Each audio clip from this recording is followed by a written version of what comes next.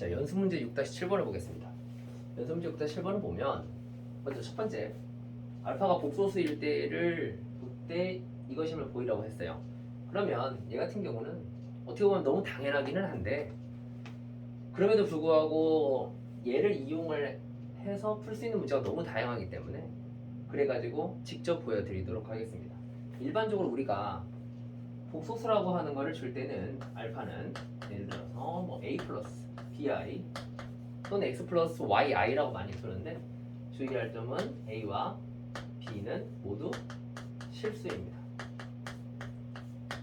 이렇게 세팅을 한 다음에 뭐 거의 뭐 a 플러스 bi는 실제로 뭐 z라는 복소수를 직접 구하라고 하기 전까지는 거의 이제 쓰진 않을 건데 그런데 얘는 이제 증명을 좀 해야 돼가지고 그냥 간단하게 보여드리려고 하겠습니다.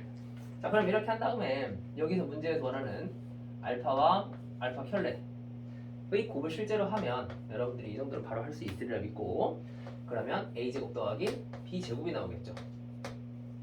그럼 선생님이 수업하면서 항상 말하는 거 실수의 제곱은 0보다 크거나 같죠.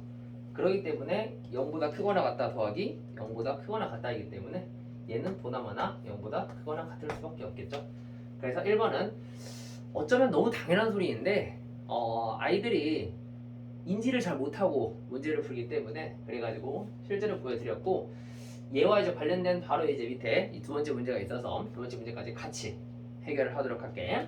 자, 예를 들어서 이번 같은 경우를 보면 알파의 제곱이 3-4i일 때 알파와 알파 켤레의 곱을 물어봤어.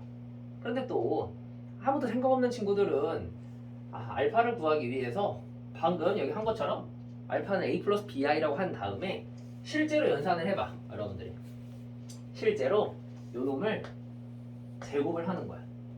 제곱을 해서 실수 부분과 허수 부분이 같다라고 해서 계수 비교를 해서 푸는 친구들이 있는데 물론 여러분들이 시간이 엄청 많다라고 하면 풀 수는 있겠지. 하지만 여러분들이 학교 내신을 준비를 할 때는 그 주어진 시간 안에 다 해결할 수가 없단 말이에요, 여러분들이.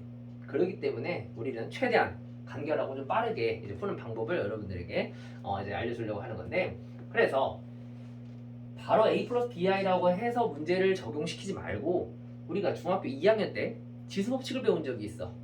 무슨 말이냐면 a, b 예를 들어서 a 제곱 곱하기 b 제곱이라고 하는 애는 우리가 어떻게 쓸 수 있었냐면 a, b의 전체의 제곱이라고 쓸 수가 있었습니다. 그죠? 자, 그렇게 해가지고 얘를 이용을 하여 이 문제를 한번 해결해 보도록 할게. 우리가 직접 알파를 뭐 궁금하면 뭐 구할 수 있겠지만 여기 문제에서는 알파를 구하라고 하진 않았기 때문에 어떻게 이용을 하려고 하냐면 우리가 알파의 제곱이 문제에서 3-4i래. 그렇다면 알파의 제곱의 켤레는 과연 뭐가 될까? 제곱의 켤레를 씌우면 그럼 당연히 3 플러스 4i가 되겠죠?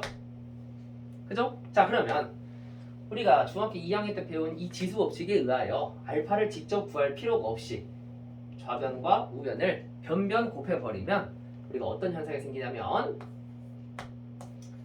먼저 알파와 알파 켤레의 곱을 먼저 한 다음에 제곱을 한 것과 결과가 똑같다라고 하는 걸 알 수가 있을 거야. 자, 그러면 당연히 계산하면 25가 나와.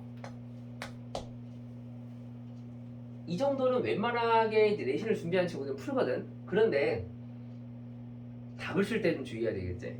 무슨 말이냐면 이래놓고선 대부분의 아이들은 제곱하여 25라고 하여 이렇게 답을 쓰겠지.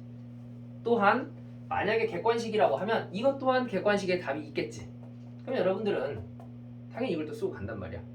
그래서 첫 번째 이야기했던 거 우리가 어떠한 복소수와 그거의 켤레의 곱은 항상 0 이상이라고 하는 거를 여러분들이 뭐 증명까지 뭐 하라고는 안 할 수 있지만 이 결과를 반드시 알아야 된다는 소리야. 뭐 안다라고 해서 끝나는 게 아니라 실제로 여러분들이 그거를 잘 활용할 수 있냐, 정말 알고 있냐, 그게 중요한 거지. 그래서 이렇게 답을 쓰는 게 아니라 최종 답은 5 라고만 써야 여러분들이 제대로 된 문제풀이가 될 수 있겠습니다.